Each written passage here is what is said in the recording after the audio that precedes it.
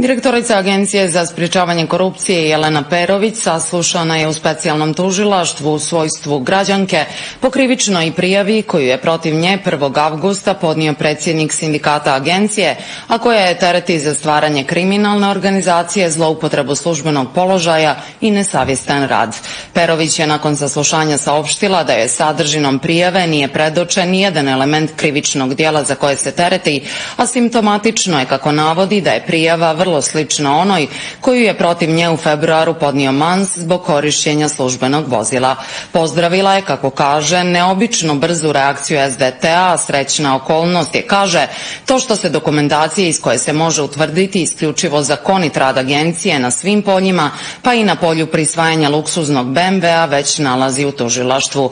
Perović konstatuje da već 3. godinu za zakonit rad žele da je predstave kriminalkom i očekuje da će biti zaštićena od novih neutemeljenih optužbi.